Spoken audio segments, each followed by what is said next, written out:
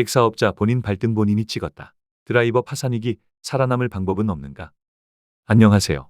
6070LA 짬뽕 라이프입니다. 여러분, 혹시 이런 말 들어보셨나요? Shoot oneself in the foot.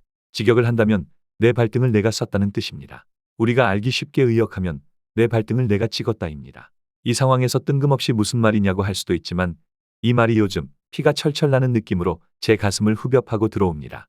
제가 우버를 시작한 지 벌써 7년이 넘었습니다. 최근에는 학생 전용 라이드 운행을 추가로 뛰며 하루하루를 버텨가고 있는데 최근 몇 년 사이 제 수입은 점점 줄어들고 운행 신청을 받기 위한 온라인 대기 시간은 점점 길어지고 있습니다.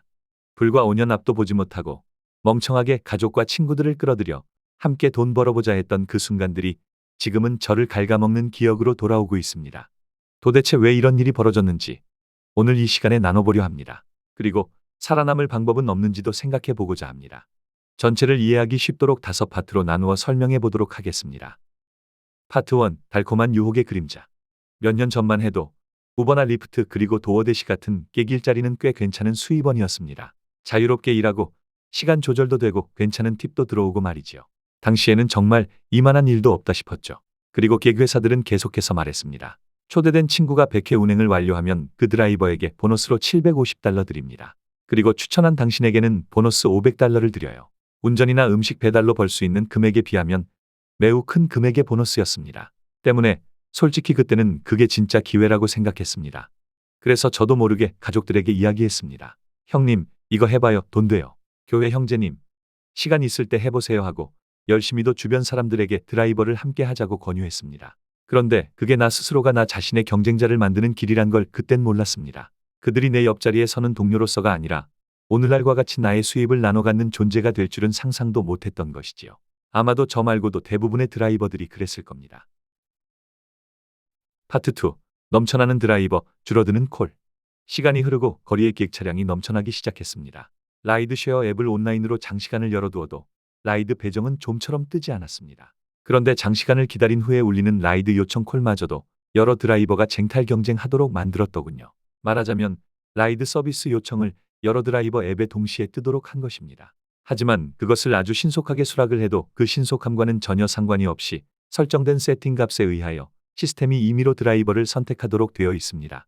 즉, 아무리 빠르게 운행 수락을 해도 그 드라이버에게 반드시 배정되지는 않는다는 것입니다. 이 점 또한 아마도 많은 드라이버들이 경험했을 겁니다. 게다가 승객이 낸 금액의 34%만이 드라이버 손에 들어옵니다. 예전엔 승객이 $100를 지불하면 적어도 $50는 드라이버의 수입이었습니다. 그런데 얼마 전부터인지는 몰라도 34%인 $34만이 드라이버 손에 쥐어줍니다. 여기서 기름값 빼고 자동차 감가상각비 계산하면 법정 최저 임금에도 미치지 못하는 것이지요. 참으로 억장이 무너지고 가슴이 먹먹하지 않을 수가 없습니다. 내가 이렇게까지 고생하고 이렇게까지 저렴한 드라이버 생활을 해야 하는 것이 맞는 것인지 같은 질문을 몇 번이고 반복했습니다만 돌아오는 대답은 하나였습니다. 그래, 너 스스로 이 길을 만들어냈잖니. 이 대답 이외에는 얻어지는 것이 없었습니다. 사실이니까요. 파트 3. 회사는 왜 계속 신규 드라이버를 끌어들일까? 그런데 이상하지 않으세요? 드라이버가 넘쳐나는데 왜 회사는 계속 새로운 드라이버를 끌어들이려 할까요? 굳이 설명하지 않아도 그 이유는 너무나 간단합니다. 드라이버가 많아야 고객은 기다릴 필요가 없고 경쟁이 치열할수록 드라이버는 싸게 일할 수밖에 없고 떠나는 드라이버가 발생해도 금방 또 채워지니까요. 회사는 사람을 사람으로 보지 않습니다. 그냥 수급 조절 가능한 숫자일 뿐입니다.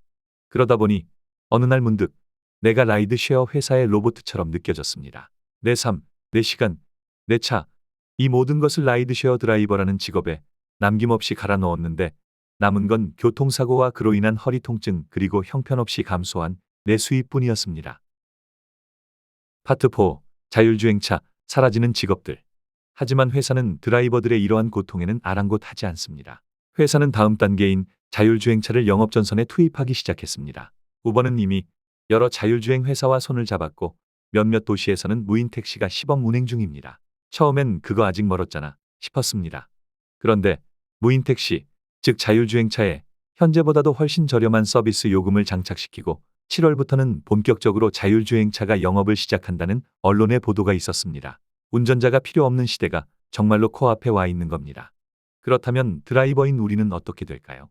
경쟁자도 넘쳐나는데 이제는 사람이 필요 없는 시대가 되었으니 이제 우리에게 남은 시간은 그리 길지 않을지도 모릅니다. 파트 5. 생존을 위한 처절한 전략. 이대로 무너질 수는 없다는 생각에 살아날 방법이 없을까를 궁리해 보았습니다. 첫 번째가 틈새 시장 공략입니다. 사람이 꼭 필요한 서비스로 갈아타라는 것입니다.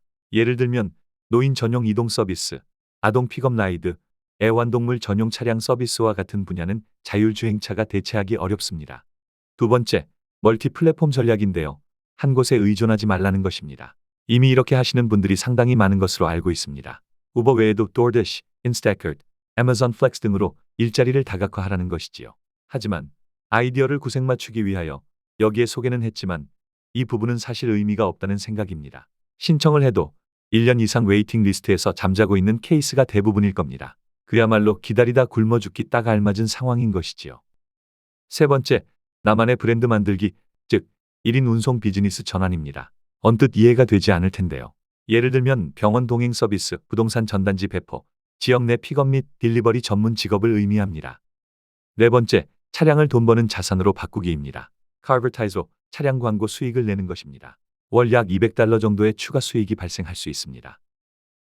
다섯 번째는 내 경험을 콘텐츠로 만들어라입니다. 예를 들면 60대 우버 드라이버의 하루 또는 승객이 묻는 황당 질문 탑5 등과 같은 것입니다. 이런 것을 영상으로 만들어 유튜브나 틱톡 등으로 수익화를 하라는 것입니다. 여섯 번째, 디지털 기술 익히기인데요. AI 시대의 생존법이기도 합니다. 영상 편집, 블로그 운영, 코딩 기초 등을 익히고 내가 가진 경험을 디지털로 전환하는 능력이 핵심입니다. 요즘은 주제만 AI에게 넣어주면 영상으로 만들 수 있는 내용을 만들어줍니다. 자, 이쯤에서 영상의 전체를 정리하겠습니다. 찍힌 발등을 그나마 치료하고 보호하려면 이제는 선택과 결단을 해야 할 시간입니다. 플랫폼이 나를 버리기 전에 내가 내 삶을 지켜야 합니다. 다시 말하지만 이건 희망의 메시지가 아닙니다. 이건 생존의 외침입니다. 오늘도 차를 몰고 앱을 켜고 일거리를 기다리는 저와 여러분께 진심으로 이 말을 드리고 싶습니다. 더 늦기 전에 준비하십시오. 오늘 이 영상이 객 비즈니스 종사자 여러분에게 진심으로 도움이 되었으면 하는 바람입니다. 6070의 LA 짬뽕 라이프였습니다. 끝까지 시청해 주셔서 감사합니다. 잊지 마시고 구독과 좋아요 그리고 알림 설정 부탁드립니다. 다음 영상에서 뵙겠습니다.